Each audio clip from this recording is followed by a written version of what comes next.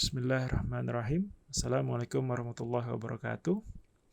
Untuk kuliah kali ini kita akan membahas tentang varikokel. Saya Dr. Indra Jaya, spesialis urologi, salah seorang staf pengajar di Divisi Urologi RSUD Arifin Ahmad Pekanbaru.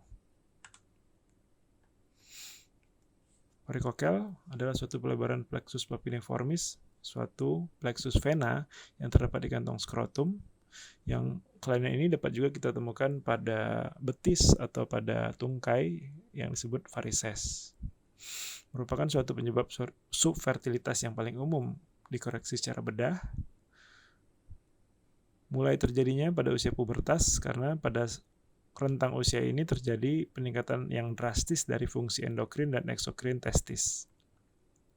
Secara epidemiologi, varikokel dapat kita temukan pada 15% populasi laki-laki, di mana 40% dari laki-laki yang infertil itu kita temukan ada varikokel, sementara pada pasien yang fertil itu hanya ditemukan 15% varikokel. Sementara gejala nyeri atau orkalgia pada populasi hanya ditemukan pada 2%, di mana pada 2% tersebut 10% pasien memiliki varikokel. Varikokel paling sering terjadi pada sisi sebelah kiri. Ada beberapa hal yang dapat mendukung tersebut. Yang pertama, faktor anatomi, di mana vena spermatica interna sebelah kiri itu lebih panjang dibandingkan yang sebelah kanan. Kemudian tekanannya akan lebih tinggi dibandingkan yang sebelah kanan, karena vena spermatica interna sebelah kiri bermuara ke vena renalis secara tegak lurus, sementara vena yang sebelah kanan itu bermuara ke vena cava inferior secara oblik. Kemudian ditemukan inkompetensi katup yang lebih tinggi persentasenya pada sisi kiri dibandingkan yang sisi kanan. Kita temukan juga adanya fenomena nutcracker, yaitu vena renalis tertekan di antara aorta dan arteri mesenterica superior, sehingga ini memperkuat lagi faktor obstruksi daripada vena spermatica interna sebelah kiri. Hal berikutnya yang dipercaya dapat mengganggu kualitas sperma adalah hipertermi. Hipertermi diakibatkan oleh efek selimut panas yang disebabkan oleh pembesaran plexus papilliformis, sehingga suhu di skrotum itu meningkat 2-3 derajat dibandingkan suhu yang seharusnya, sehingga peningkatan suhu ini dipercaya dapat mengganggu proses spermatogenesis. Kemudian ada timbul stres oksidatif dan pembentukan reaktif oksigen spesies, di mana hal ini dapat menyebabkan apoptosis dari spermatozoa, fragmentasi DNA sperma, kemudian peroksidasi daripada membran lipid sperma. Yang ketiga hal ini akan membuat gangguan kepada spermatogenesis dan menurunkan kualitas daripada sperma itu sendiri. Adapun tanda dan gejala daripada varikokel, umumnya pasien tanpa disertai rasa nyeri. Apabila disertai rasa nyeri, biasanya nyerinya bersifat tumpul yang bertambah kuat dengan aktivitas yang berat. Kemudian pada pemeriksaan fisik kita bisa dapatkan gambaran seperti bag of worm atau kantong berisi cacing. Ini biasanya pada pasien dengan varikokel derajat 3. Varikokel juga berhubungan dengan atrofi testis. Hal ini dapat kita cegah dengan cara melakukan tindakan pembedahan pada pasien-pasien apabila pasien sudah kita dapatkan ada varikokel pada usia remaja. Pada pemeriksaan analisis sperma bisa kita dapatkan analisis sperma oligoastenoterato, yaitu jumlah spermanya sedikit, kemudian pergerakannya banyak yang tidak baik atau tidak laju, dan bentuknya banyak yang tidak normal. Pada varikokel yang dominan ditemukan adalah astenozoospermi, yaitu pergerakan daripada sperma itu banyak yang tidak baik. Pemeriksaan fisik tetap menjadi gold standar. Kita bisa menentukan derajat daripada varikokel berdasarkan klinis, yaitu ada subklinis atau varikokel derajat 0, di mana pada pemeriksaan fisik kita tidak temukan adanya varikokel, namun hanya bisa ditemukan pada imaging yaitu ultrasound. Derajat 1 ditemukan pelebaran dengan Valsalva test. Derajat 2 ditemukan dengan tanpa Valsalva test, sementara derajat 3 bisa terlihat dari kulit seperti gambaran bag of worm atau kantong berisi cacing tadi.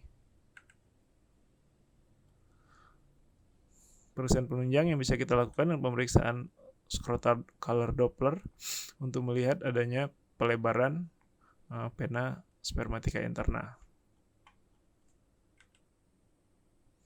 Adapun terapi untuk varikokel, terapi pembedahan perskrotal atau varikokelektomi sudah ditinggalkan karena komplikasi yang banyak.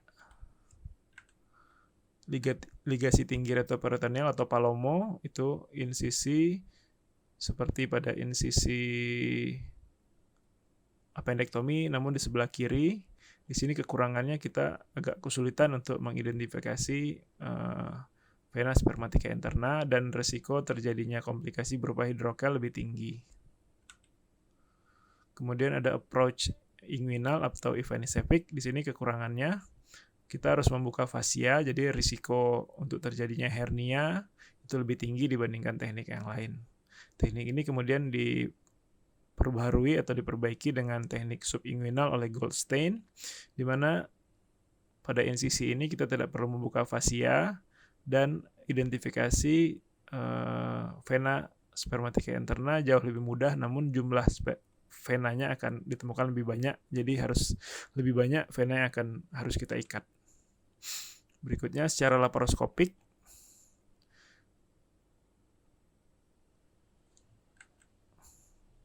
lalu ada pembedahan mikrosurgical. Ini yang paling banyak dipakai sekarang. Ini merupakan modifikasi daripada Marmar dan diperbaharui lagi, disempurnakan lagi oleh Goldstein. Insisi tetap di subinguinal, cuma dengan menggunakan mikroskop, jadi bisa dipisahkan nanti antara vena dengan struktur-struktur yang lain seperti bisa arteri, kemudian pembuluh darah, limfa. Ada juga beberapa radiologis intervensi itu melakukan terapi secara endovaskular dengan cara memasukkan koil. Ada juga yang melakukan embolisasi terhadap pembuluh darah vena.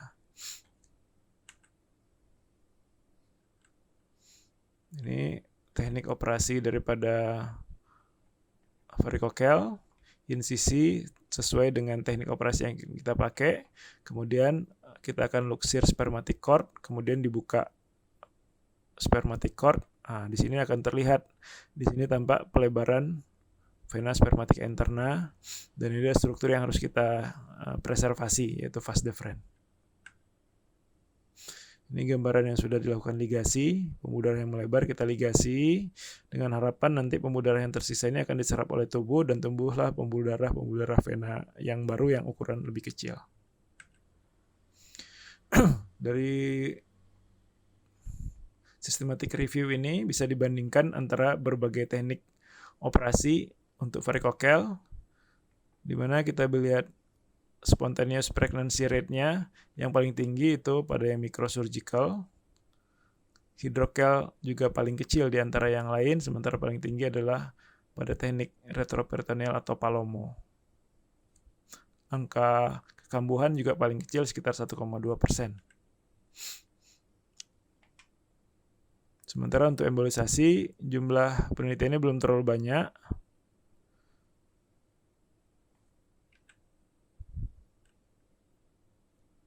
Dan laparoskopi, angka keberhasilan tidak terlalu baik dengan angka komplikasi hidrokel relatif tinggi. Oke, mungkin itu yang bisa saya sampaikan untuk varikokel. Apabila ada pertanyaan, silakan diajukan, akan saya coba untuk dijawab. Terima kasih atas perhatiannya.